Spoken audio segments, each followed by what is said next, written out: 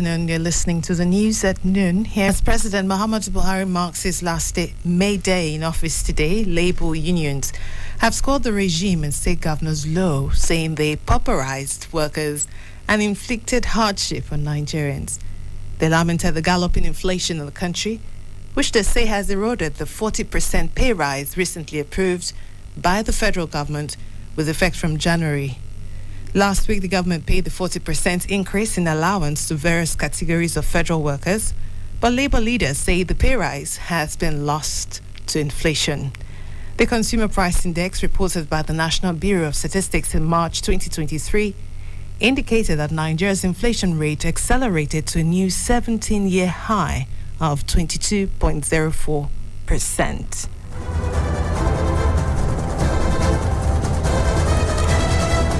The Nigerian ambassador to the Republic of Sudan, Safiu Olanio, has said that the embassy is waiting for clearance from the Ministry of Humanitarian Affairs and NEMA on the buses and also the government of Nigeria and Egypt to move the buses across the border.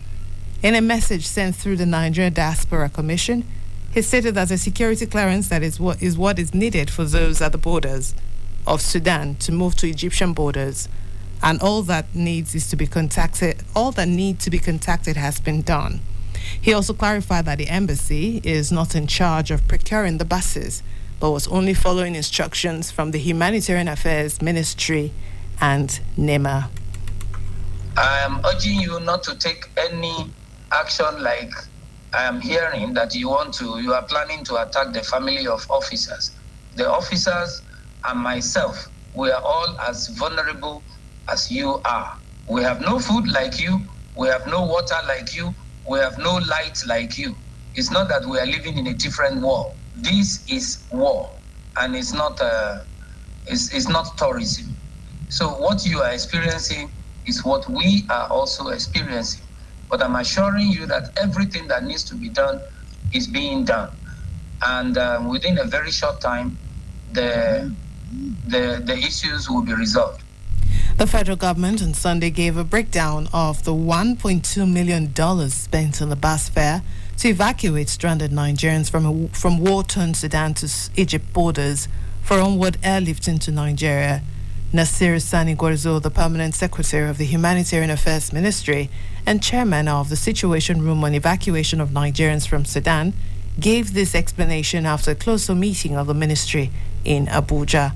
He explained that $30,000 was paid per bus and that 40 buses were procured for the proper evacuation of Nigerian citizens stranded in Sudan.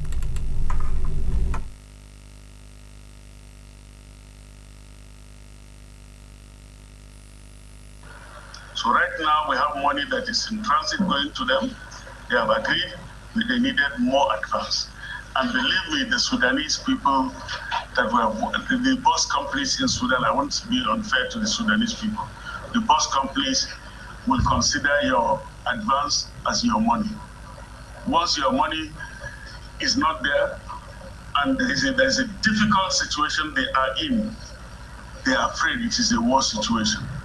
If you now finish moving people and you refuse to pay them, well, how can they get their money? So they stop at the number of buses they give you.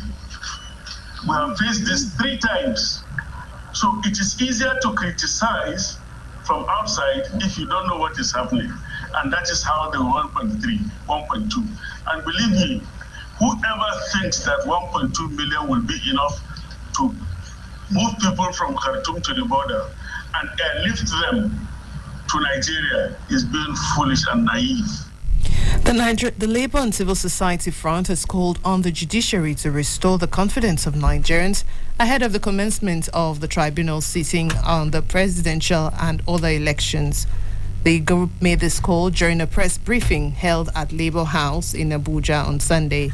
The group noted that 2023 general elections dashed the hopes of Nigerians for credible elections and denied citizens the emergence of qualitative political leadership across Nigeria.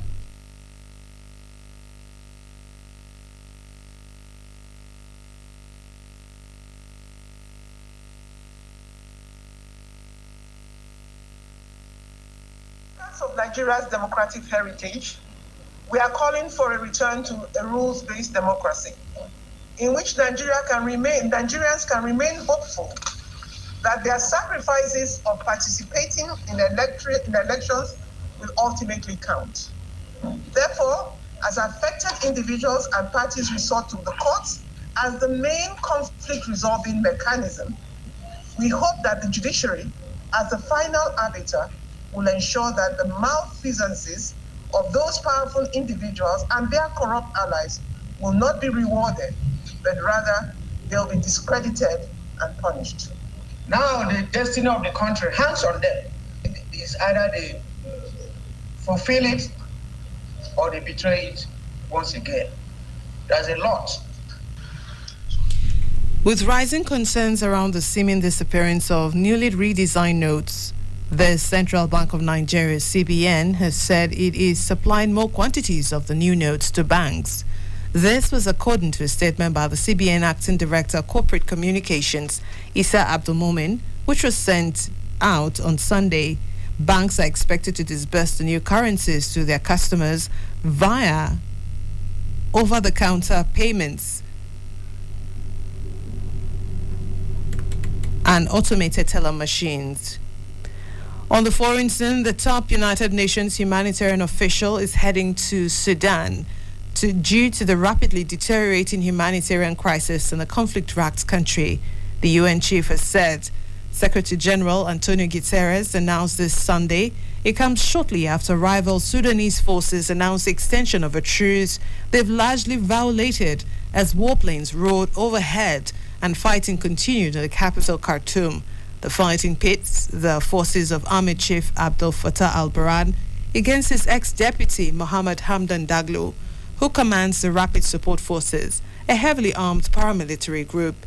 More than 500 people have been killed and tens of thousands of people have fled since battle erupted on April 15th. In sports, favoured Daniel's goal in the second half handed Nigeria a positive start at the Total Energy Under-17 Africa Cup of Nations in Algeria after seeing off Zambia's 1-0 at the Mohamed Hamdoui Stadium in Constantine on Sunday.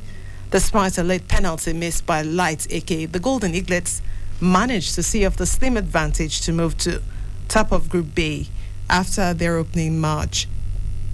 It was a well-fought contest from both sides, but on balance of chances, Nigeria could have had more from the evening kickoff. Abubakar Abdullahi thought he had scored the opener after 13 minutes, but it was flagged offside, while Tochukwu Ogbabido had a rasping shot from the edge of the box go over inches. And that's the Citizen FM News at noon, as compiled and edited by Lawrence Sumoite. You can visit our website at www.citizenfm.ng or follow us on any of our social media platforms on Facebook, Instagram, and Twitter. Thanks for listening. I'm Rayo Motosho. Good afternoon.